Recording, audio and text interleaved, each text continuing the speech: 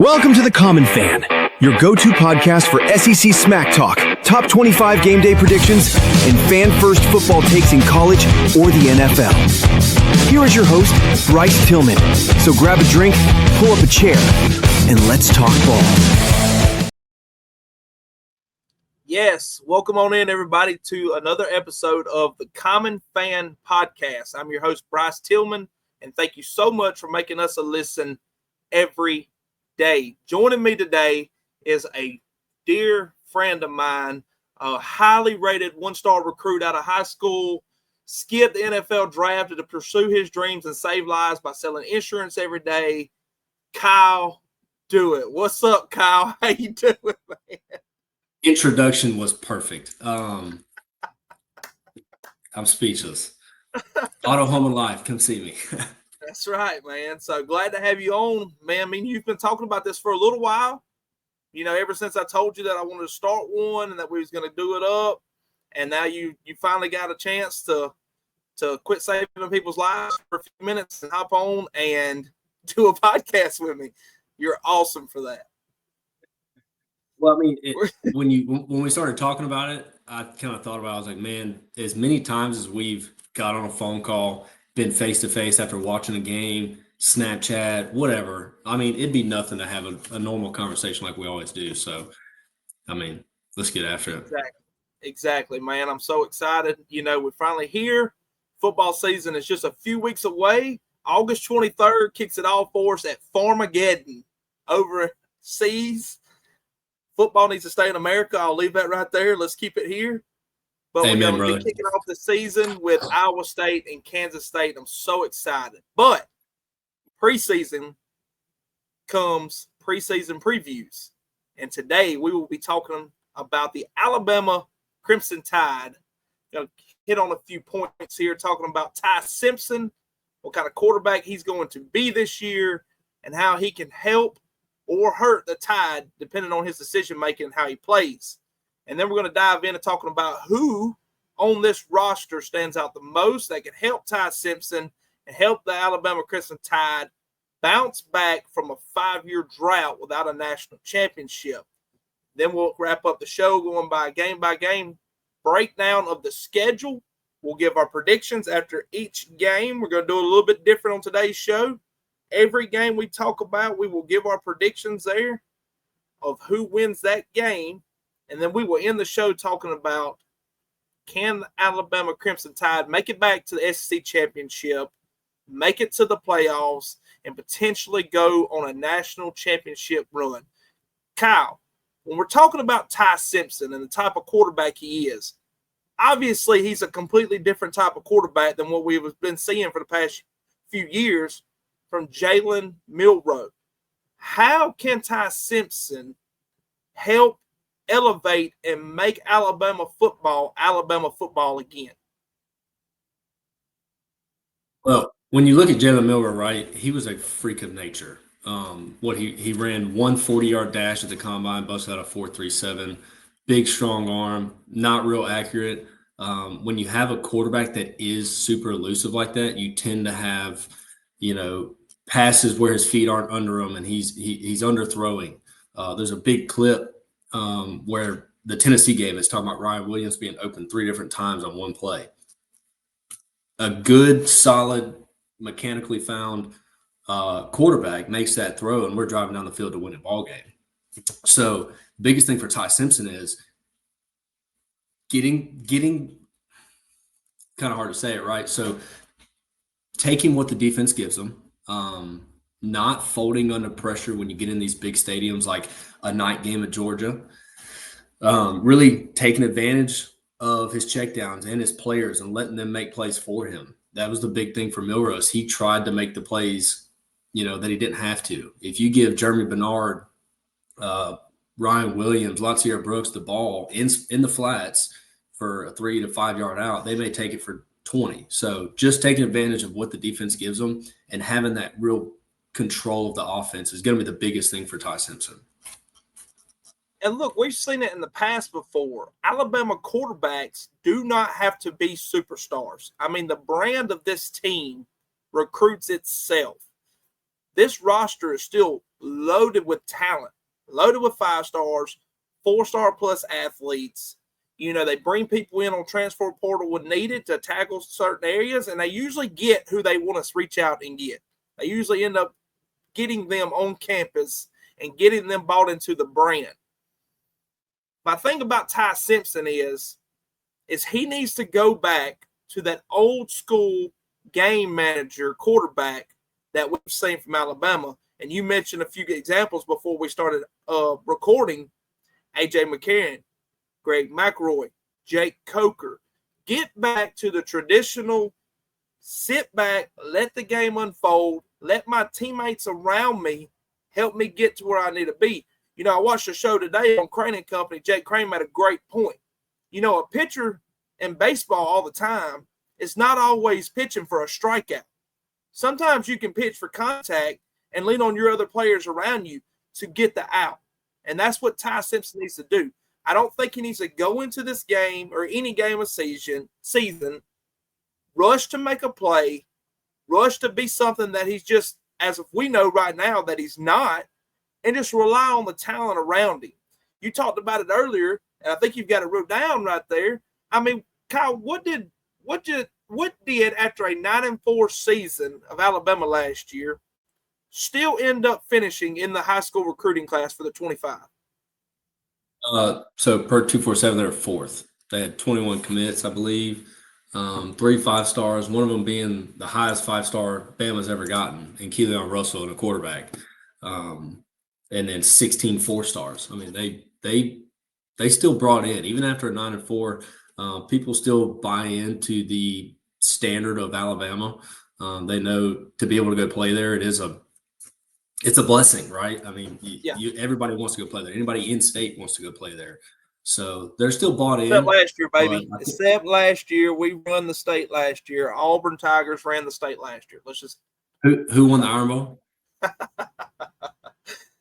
Anyway, so when we're talking about what Ty Simpson needs to be, and that's basing off last year predictions of what we seen last year and what they need to improve on this year. Kyle, just for a brief moment, talk about Alabama's schedule last year, their record, things they can improve on, and what do we need to do and who needs to step up on this roster to improve from certain aspects last season? Well, I mean, to start, right, we went 9-4. Anybody in the country can tell you there was an inconsistent quarterback play. Not saying that Jalen Milroe was awful. I'm a big Milroe fan, right? Love the guy, love his attitude. He's big in his face. So obviously a guy like that you want to buy into. You've had several conversations about him. I was rooting for him. I mean, you got to. He's the quarterback for Alabama. But when kind of diving into the stats, you see that our offense was highly driven off of Jalen Milroe's performance. He didn't do nothing crazy. Averaged 1.3 touchdowns a game. So we're throwing 1 touchdown a game. Not great. Offense averaged 37 rush attempts for 180 yards and 3.2 touchdowns a game, right? So if we're throwing 1, rushing for 3, that's good. We're run heavy. But when you look at what Milroe did, him alone was, 900 yards in rushing, 700 yards in rushing, and 20 touchdowns. So the offense was heavy on Jalen Milroe. Not a problem. When you have a freak of nature like that, you kind of want to be heavy on him. But again, that's where the inconsistent play from him leads to us losing. The defense stepped up. The defense was, top notch last year. I think they finished 4th in the SEC in points per game allowed. We're returning everybody. We did have a big loss to Jaheim Campbell. Obviously got picked first round to the Eagles. That's going to hurt. But they had the pieces to fill those shoes. So the defense shouldn't have any problems there. Like we talked about earlier, there are some position rankings that pretty much stand out to me.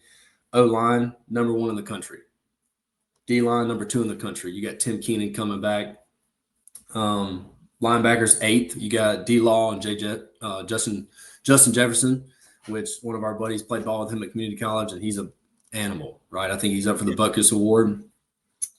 DB's second in the country. I mean, they're top notch. Dominique Jackson, Xavier Brown, Brayson Hubbard, Keon Sav. I mean, they're loaded. Wide receivers Yeah, are fifth in the country. Go ahead. no, I just want to touch back on the Bray Hubbard. He stepped in. I mean, you was talking about that right before we started recording too. And I asked you because I genuinely didn't know about this kid. But man, he's juiced. He's got it. And I didn't, and you told me he come in after an injury last year of who'd you tell me that went down with the injury that brought him in? Keon Sav. So when Keon Sav comes down, you got Bray Hubbard coming in, 57 total tackles, 1 forced fumble, and 3 interceptions. That shows you that the depth of the Alabama Crimson Tide is still there. Like, it's still there. And you're going into these rankings of these position groups. I mean, the brand and this team still speaks for itself. Like, they're still here. They're still contenders. They're not going anywhere. They've just got to find out a way to click, put it together with Ty Simpson, and possibly have to change some offensive schemes to where you're not as run heavy with your quarterback anymore. You're relying on the talent around him to let them make the plays. Now, can Ty Simpson break out on a run? I think we seen him break out on a 70-something yard run last year as soon as he got in the game, right? Was that South Florida? Isn't that when he done that? No, you talking about the one where he dropped the ball at the goal line? Yes, that wasn't South Florida. I think it was Mercer the year before last. It was in 2023. Yeah, but okay, it may not have been Mercer. But yeah, I know which one you're talking about. South Florida. No, Western Kentucky, I think he had like a 30-yard run. It was just a simple read option, great read, pulled it, knew when to run. And that's the thing about Ty Simpson. He's just a baller. He's got that grit, attitude that, he said on one of his interviews that he was going to find a way to win no matter what. That's what you want to hear.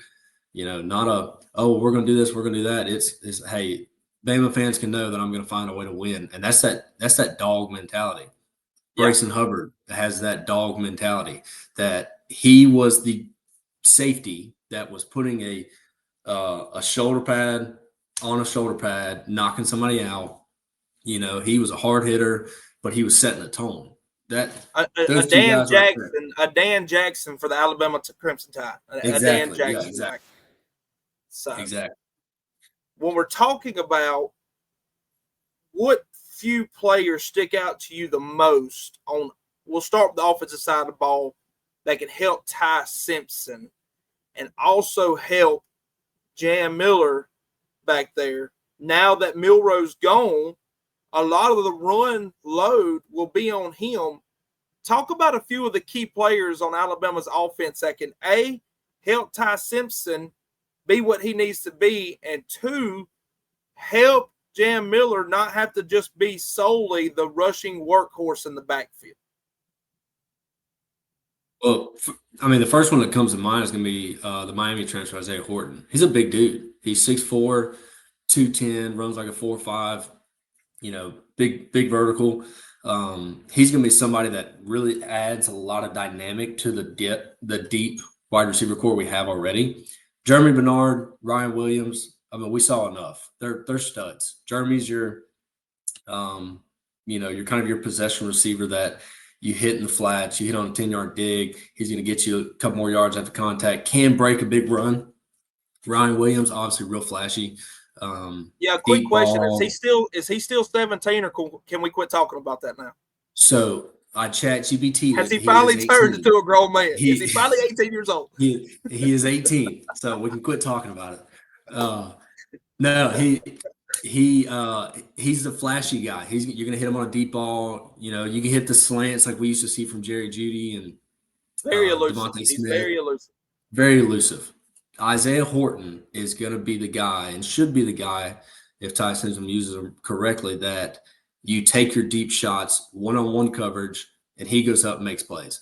That's also part of, letting your players make plays. Is Ty Simpson's got to get him the ball where only his guy can get it, but he has to let him make that play. Can't force any throws. Isaiah Horton's going to be number one. Number two, to help Jam Miller's got to help Jam Miller. He's got to come in and be that tough down back, first and second, getting the 5, 6, 7 yard gains, that we've making seen for plays. years. That we've seen for years at Alabama. We have seen legends come through Alabama and be successful in the NFL. I'm with you. I think Jam Miller needs to step up and be that back for Alabama. So it's like we were talking about earlier. I don't think that it's not him, right? I think last year he averaged 5.9 yards a carry. I mean, he had good touchdowns. He was great out of the backfield as a receiving back. He had, a couple receiving touchdowns, one against Georgia, which was, a perfectly placed ball by Milrow, but Jam Miller still made the catch. I think a lot of it's going to fall on actually Ryan Grubb using him like he should. Having that big run-heavy offense, that comes to the offensive coordinator, not necessarily him stepping up, which he still does have to step up, but they need to use him more. He's a stud. You got to give him the ball. Along with that, he needs that number two for that 1-2 punch, right? Is it Richard Young? Is it A.K. Deere? Is it the transfer from, was it Lafayette? I don't know. Daniel Hill? We don't know. Somebody's got to step up to help him. Looks like it's going to be Richard Young. He's a big back, quick, explosive. Probably not going to break a 60-yard run because I think we saw him get hawked down in the Missouri game. But still, Ryan Grubb and the running backs have to establish that 1-2 punch. Let's be run heavy and beat people down like we've seen for 10 plus years, 12 years. Okay, while I'm getting the schedule pulled up, I want you to give us the bigger names on the defense. I know you touched on a few of them, but I want you to give us some names to really just, hey, keep an eye on this kid this year. He's going to be something special.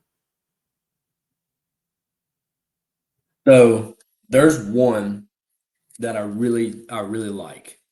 He's a true freshman. We got him in last year. He's a 5-star. Dijon Lee. He's 6'4", 200 as a freshman. I've been seeing a lot on this kid, a lot of stuff on this kid, man. He's flashy in fall camp right now. Yeah, big cornerback, right? Not a safety, cornerback. He's taking reps with Ryan Williams, with Jeremy Bernard, with Isaiah Horton. It kind of reminds me of a Jalen Ramsey almost, real quiet right now, but long, elusive, fast, makes plays, in and out of his breaks quick. Would love to see him get in there, but he is behind Dominique Jackson and Xavier Brown, both two studs. I don't know if he replaces them, but he will get his time. Cam Calhoun, transfer from Utah. A lot of college football under him. I saw something today about he's all over the place. He's playing, strong safety. He's playing a kind of like a drop down nickel formation. Playing cornerback, playing strong safety. He's all over the place. So used to speed. Big 12's got a lot of speed. He's used to speed, so that I don't think the transition from the Big 12 to the SEC on a speed standpoint, a gameplay standpoint, will be a big difference for him. Maybe the physicality, you could argue that. I mean, that's for another day. But, yeah, I've been seeing a lot on that kid as well. That, and, again, just talking back on people we already know, right? Deontay Law, coming off of an injury. He really needs to kind of step up. He had a fantastic year going into Oklahoma. Got hurt. If he wouldn't have got hurt, he'd be playing on Sundays. Probably would have went first, early second round. Nakai Green, transfer from Colorado. I'm interested to see what he does because everything I've seen in fall camp, summer camp, spring training, dude was crazy, right? They had a lot of talk about him, how aggressive he is, how aggressive he plays. But again, you have that coming from Colorado, now coming to play SEC ball. So does it translate? I'm interested to see. So I have this year's schedule pulled up. Before I get off of it, any other points or any other stats you'd like to point out real quick before we move on?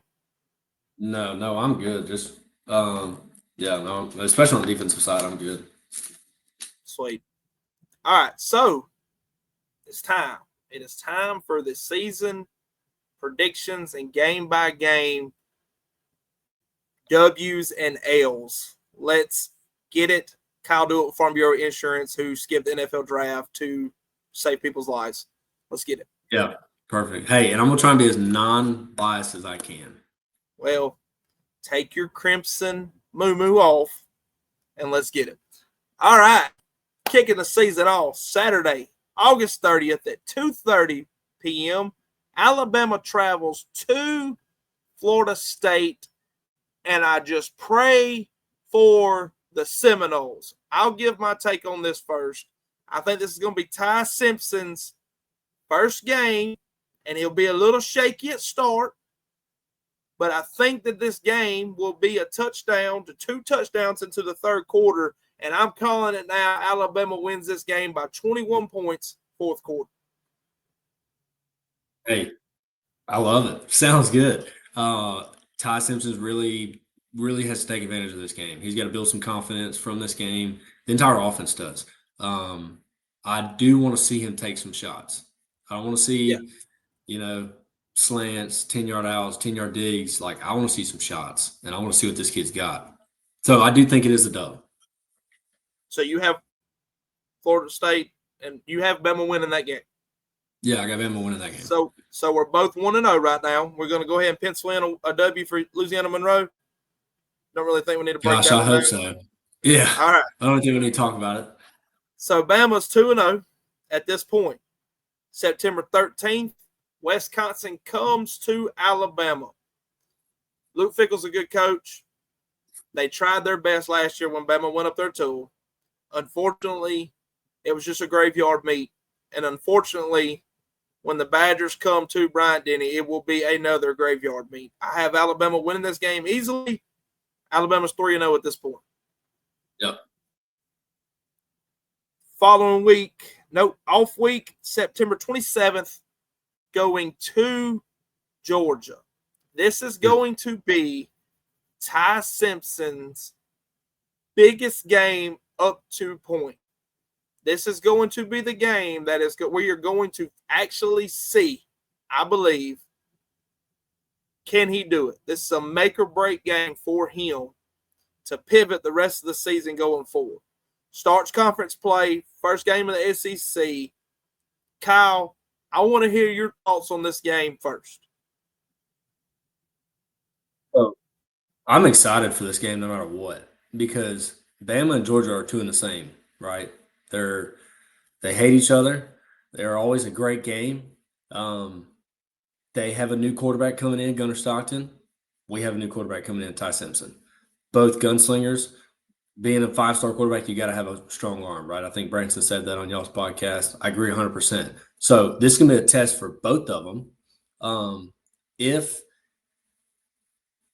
Ryan Grubb can establish the run with our running backs, and Ty Simpson can be the top tier to elite game manager, I'll say that he can be.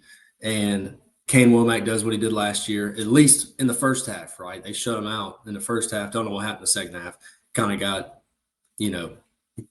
complacent, I'll say.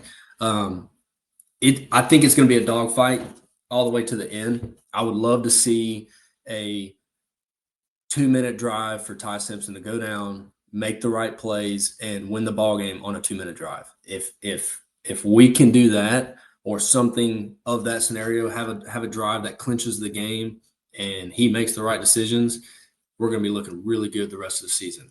But yeah, it's a 50-50. I don't think anybody has an advantage over either. You can give a little bit more advantage to Georgia because it is a night game at Georgia. I don't think they've lost a game in how many years at home. So it's like a 48 game. Yeah, it's going to be interesting to watch. I would love to see the win for sure. Georgia is a game that I do have pencil in as a 50-50 potential loss, obviously. But I mean, you never know with this matchup. So I'm with you of all the points you just said. I think Bama will lose this game. And I don't think that it's a pivoting point for their season. No. I think it might actually be a spark to get them on a good run after that. Up to September 27th, I have Alabama going 3-1. Are you going with a win or a loss there? What are you going with? Conservatively, I'm going with the loss.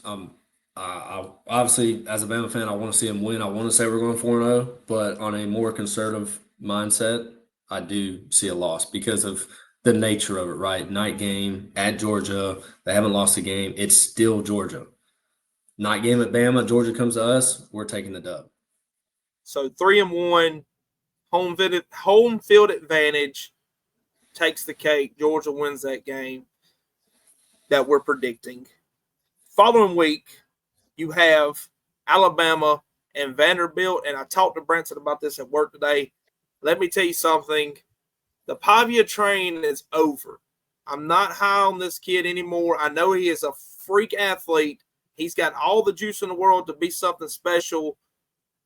I think that is going to be a mass murder in Tuscaloosa. It will be named the Tuscaloosa Massacre, is what I heard today from another show. I have Alabama clearing this game very easily, putting the Crimson Tide at 4-1. Yeah, especially after coming off a loss.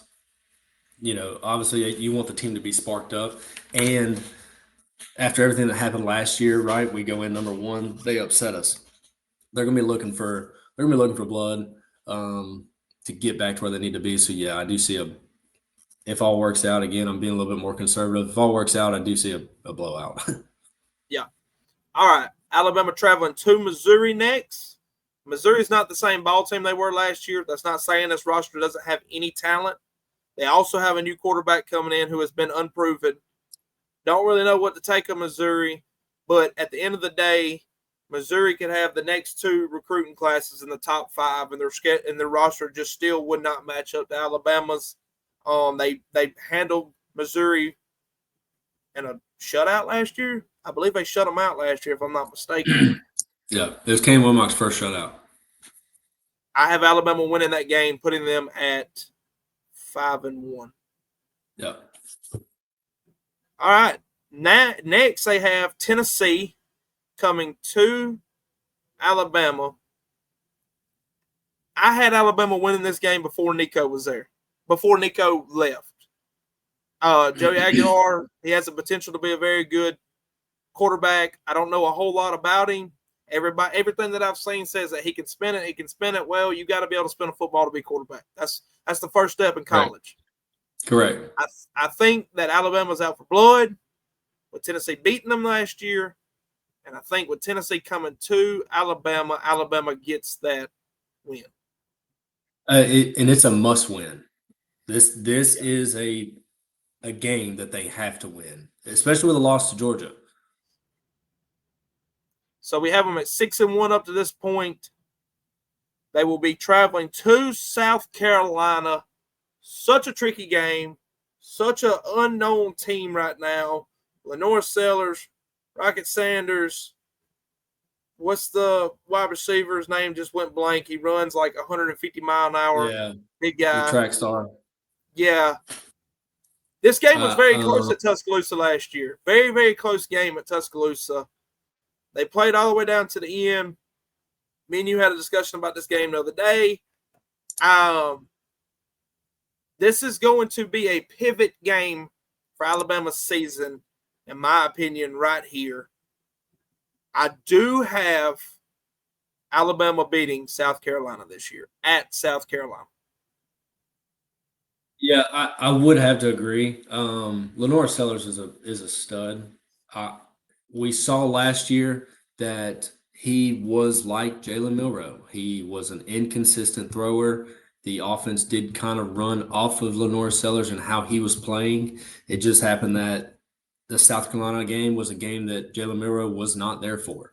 There was rumor he was hurt, whatever, I don't know. You could see on runs that he was breaking that it was almost like he was jogging. So, again, I think if you have last year, right, if you had a locked-in Jalen Milroe that you had against Georgia and LSU, I don't think that game's close just because, again, we kept them to 25 points, shut them down. There were some bad calls, But again, I think the inconsistent quarterback play there from Lenore Sellers kind of won us that game. Even saying that we had inconsistent from Milroe, and I think I'm not bought in on Lenoris yet as a top tier, fantastic quarterback that's gonna beat you by himself. I have Not yet. Lenore Sellers. I have Lenore Sellers as the second best quarterback in the SEC. I'm not 100% disagreeing with that either. I mean, he is a great quarterback. I just don't. I have to see it, right? I don't see him single-handedly beating you like a Cam Newton. No. Oh yeah. That's what I mean. He's not a Cam Newton. Jalen Milroe can single-handedly beat a team. He beat LSU by himself last year, essentially. Right. Speaking of LSU, that's who we have next, and it is at Death Valley. Kyle. No, it's at Bama. Bama, excuse me. No, ESPN's got that wrong then, because it has versus LSU. It doesn't have it at Bama. They've got it wrong. All right. Kyle, I don't have – am I looking at 24 schedule? No, that's 25. Kyle, I have Garrett Nussmeier as the best quarterback in the SEC this year. I mean, that kid has got it, and I think that what LSU added in the portal to correct their defense, who was horrendous last year, with the new additions they have coming in on offense, as well as the young guys on defense. I have LSU as a dark horse national championship contender this year. And unfortunately, I have LSU beating Alabama this year, November 8th. Again, trying not to be biased here, I would agree. But it's going to be just like the Georgia game. I think it's not going to be your 2-touchdown, 10-point ball game. I think it's going to be very close. Put your houndstooth hat on and just tell me what you think right now for a split second. Especially if we are getting the type of quarterback play, offensive play that we want to see. I do think it is a close ball game, just like Georgia. But, conservatively, I will say LSU takes the win. All right, so we have 3 games left of the season, and that loss right there would put us at 6-2. 1, 2, 3, 4, 5, 6, 7, 7-2. 7-2. Then you have Oklahoma coming into town to play Oklahoma. Jackson Arnold's not there anymore. Jalen Milroe's not there anymore to make the mistakes he did last year. This defense is not going to just let John Mateer run all over them again like they had from last year with Jackson Arnold there. I don't really have to go in detail on this game. I think that Alabama handles them and clears it. I think that that's a win for Alabama. Yeah. So it's going to put you at 8-2. Eastern Illinois, you want to talk about that, or we're going to pencil that as a W? All right. Move on. 9-2. Iron Bowl, November 29th. It's been a lot of good recruiting despite struggling seasons at Auburn. We've had losing records for the past 5 years. Despite that, Hugh Freeze has come in. This will be his 3rd year. He signed a top 15 transfer portal class as soon as he got on campus. Signed a top 10 recruiting class his first year, another top 10 recruiting class. And all 3 years he's been there, he's managed to be in the top 15 in the transfer portal. Reaching out, you have Cam Coleman returning. You have Perry Thompson, a 5-star recruit, was committed to Bama, flipped to Auburn. He's stepping up to the plate. Eric Singleton Jr. coming over from Georgia Tech. Jackson Arnold coming from Oklahoma.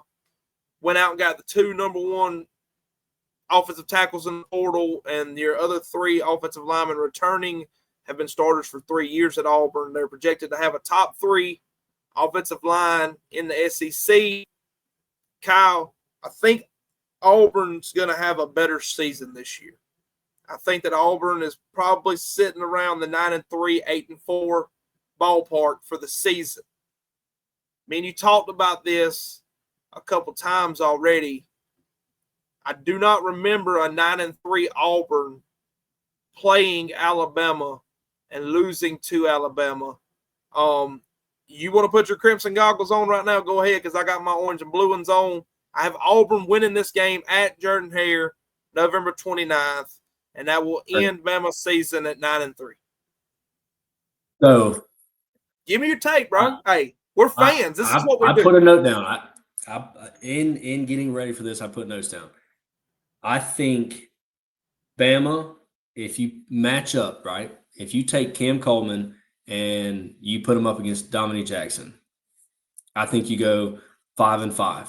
He's going to win 5. We're going to win 5. If you put whoever your other wide receiver is and put him up one-on-one versus Xavier Brown or Dijon Lee, I think across the board, they're even. It's going to come down. Eric Singleton. Eric Singleton Jr. come from the ACC last year. We watched him play the SEC against Georgia. And I watched him for 4 quarters get out there and embarrass everybody. I'll say 22 players, because Georgia's too deep at every position. He embarrassed everybody on that team for 4 quarters. I mean, this kid is special. I'm not saying that he couldn't, he would just have a field day against Bama. I'm just saying that this is a type of guy. This is where Auburn's take is this year with their wide receiver rooms. So they're projected to have the best wide receiver class in the SEC. The wide receiver room in the SEC this year is projected to be Auburn. People can argue with it if they want. I'm good with it because we don't know. Here's my rebuttal to that. You're talking projections. Bama does have the number 1 defensive back in the SEC. Yeah. No, defensive pushing back on that. Right. So we could if projections, yes, but as it stands right now, I think, and this is me, right? It's the Iron Bowl. Anything can happen.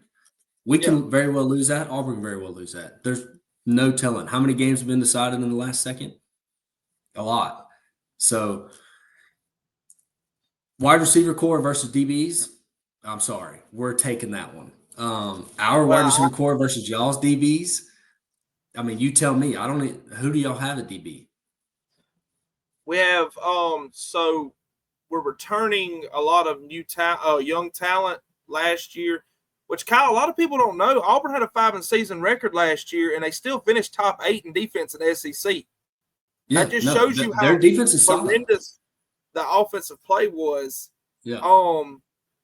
I won't take away from anything that you said other than we can't really do factual projections versus your concrete evidence from your defensive back room at number 1, because our wide receiver room, we have a guy that didn't start last year stepping up, and we had a guy that played in the ACC. So it's tough for me to do. But I also know that Cam Coleman caught 2 interceptions on this same defensive back class last year in the Iron Bowl. He caught 2 touchdowns? Well, he caught 1. Lambert caught the other one. Lambert's gone to the NFL. He balled out the other night in the Hall of Fame game. But I've watched Cam Coleman. He didn't just have a field day against Alabama, but they didn't lock him down either. So here, I don't think he gets locked down. Cam Coleman is a beast. And I'm gonna say the same thing I said about Georgia, because Auburn's in the same boat as Bama and the same boat as Georgia. They have a new quarterback coming in that is not proven. No. Jackson Arnold, the only thing he showed last year that really stood out to me was he ran on Alabama. He can tote that tater, son. He can tote that tater. Hey, Kane Womack. I don't need that from my quarterback. I need somebody to throw the daggum football. We haven't had that 2 years at all. Right. You need somebody to throw the football against the number 1 secondary in college football. Isn't that what they were voting? SEC. No. Number 2 defensive back in college football, number 1 in the SEC. So, and there's a lot of depth there. It's not just our 2 corners, our 2 safeties. There's a lot of depth. Xavier Mincy, 5-star. Dijon Lee, 5-star. Cam Calhoun. Deshaun Jones transferred Wake Forest. That proved himself last year. I would argue that Auburn's defensive back room is just as deep as Bama's right now. I mean, we have 3 5-stars in the defensive back as well. You have Eric Winters coming in. Were they there last year? Playing time. Huh? Were they there last year? No, this is a new guy coming in now. Jay Crawford. I think you probably. I'm talking about your guys that you had that you're talking about your three. You got some depth there at Auburn. How many are returning?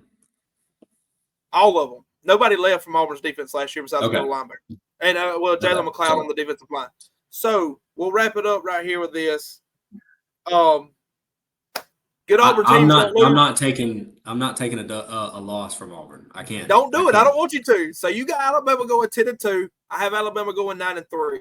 Listen, Good Auburn teams don't lose to Alabama, buddy. They don't do it. And I think Auburn's going to be good this year.